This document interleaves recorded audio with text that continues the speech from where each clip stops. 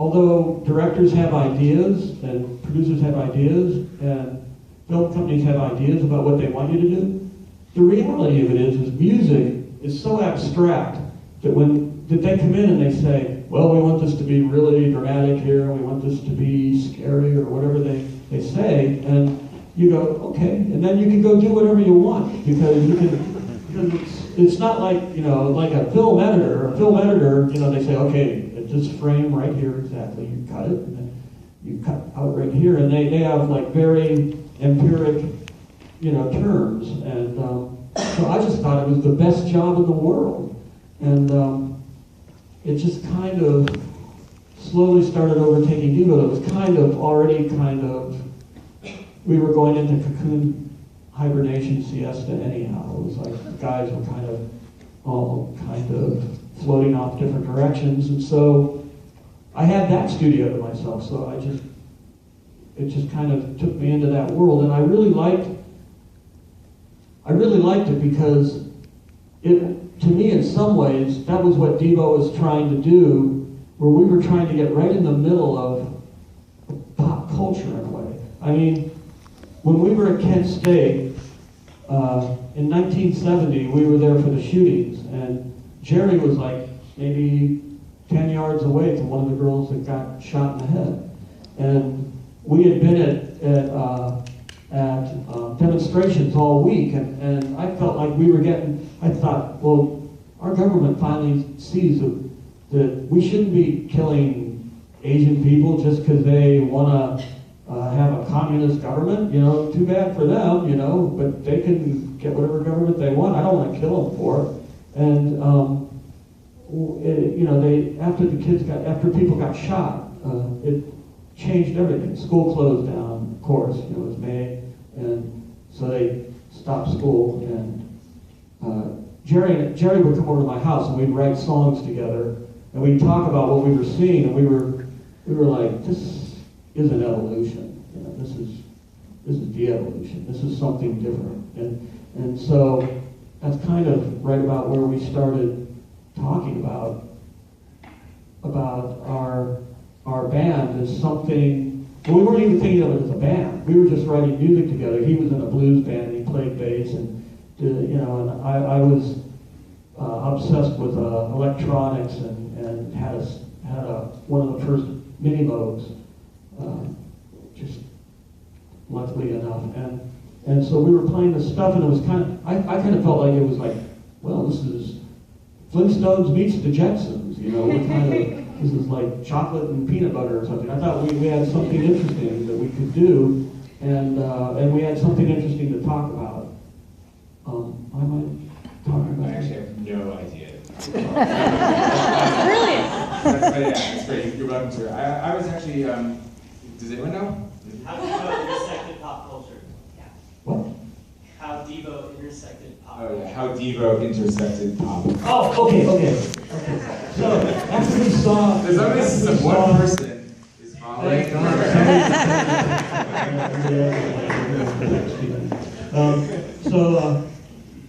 So after we saw people get shot, and school closed down, and then it opened up the next September, but it was different. It was like all these people that were like into, freedom of choice and into their rights and into making moral decisions about what our government was doing with our money and with in representing us. All those people were quiet. That was too weird. Let's just go back to being students and let's don't talk about it. And it felt really strange. And I just remember thinking, well, they stopped it. That's all they had to do was shoot a few people. And I remember thinking, well, who does change the world? It's obviously not rebellion. Rebellion, you can, in this country at least, you can just put people down so easy. You can stop rebellion. So how do you change things in the U.S.? And we looked around to see who really had an influence on our culture, and we looked at Madison Avenue. I remember there was a TV commercial on that year where they had taken Pachelbel's Cannon and they turned it into the Burger King jingle. And it went, hold the pickles, hold the special orders done upset. All you ask is that you serve it your way. And I remember thinking, that is so subversive, and it's so effective. And then you know, the campaign was very successful, and Burger King sold lots of burgers. And it's that, you know, Madison Avenue uses these techniques that just lures people in, and people buy stuff. They sell people stuff that's bad for them. They sell people stuff they don't need, but their techniques are effective. And so we thought, well, that's why we wanted to come out to California. We thought, well, we're going to go out there and see if Devo can do something more than just be like a weird band from Akron. And so doing TV.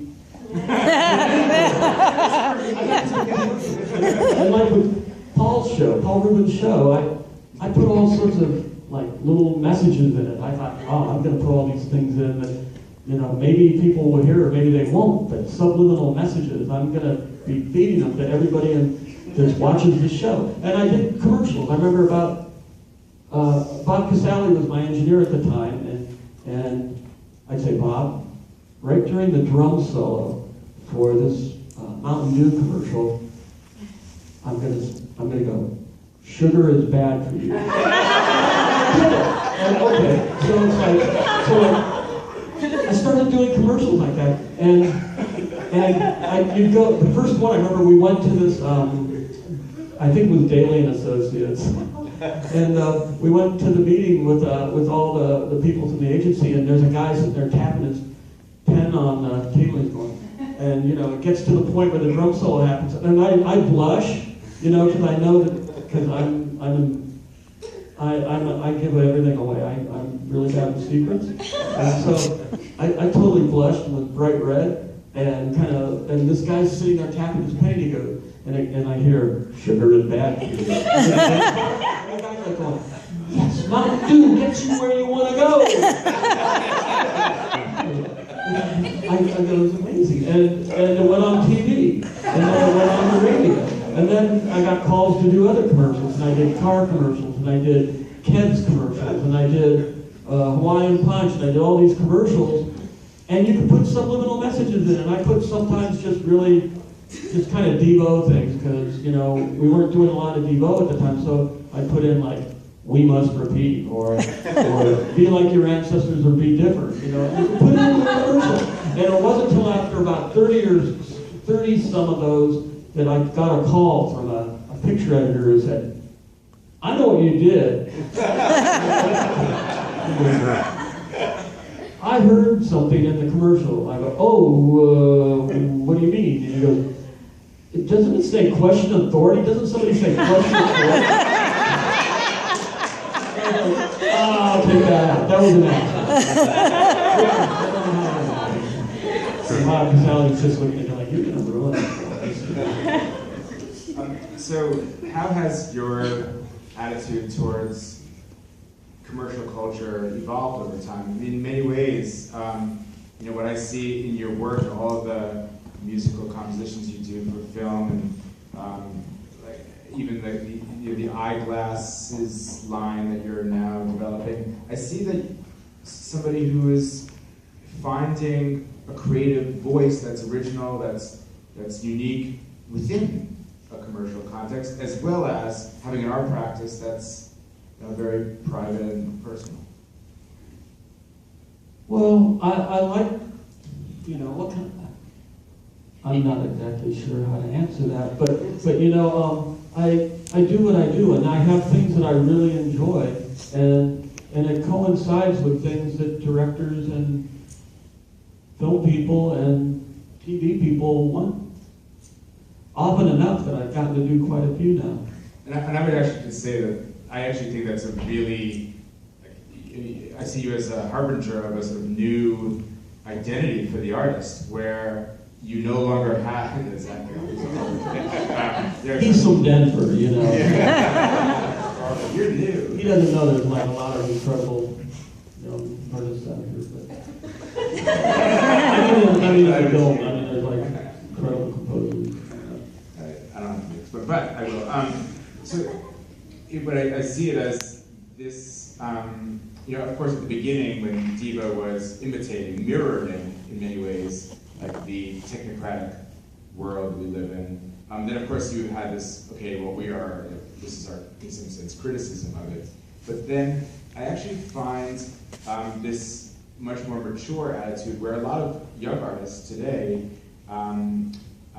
sort of follow in this model where you can have a studio practice that is your voice, that is you have control over, where you do work like this that may or may not have any commercial viability. You just do it because it's interesting to you. And then you also have a commercial practice that is not in any way a compromise, but it's another way of being creative.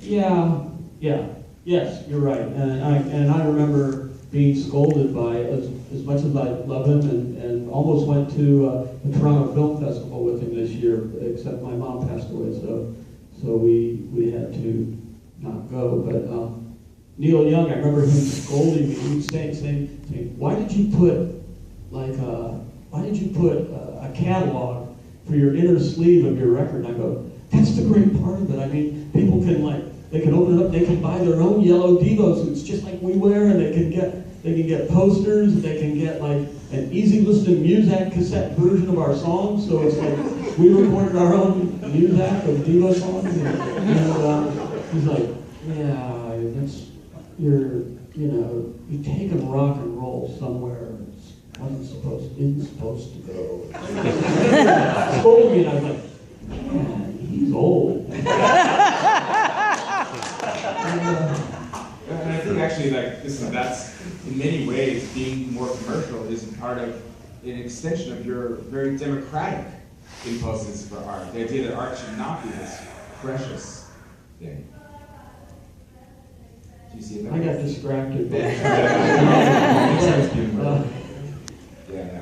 It's already for something else.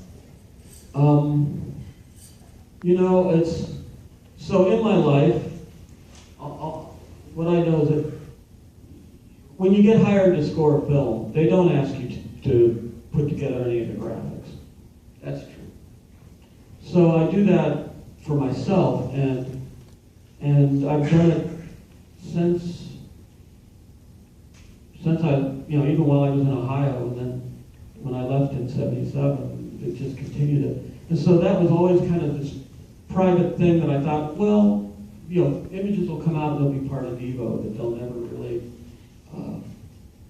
they'll just always be this thing that I have and I keep, and then someday I'll croak and my wife will say, all those red books, you can just haul them off you can take those.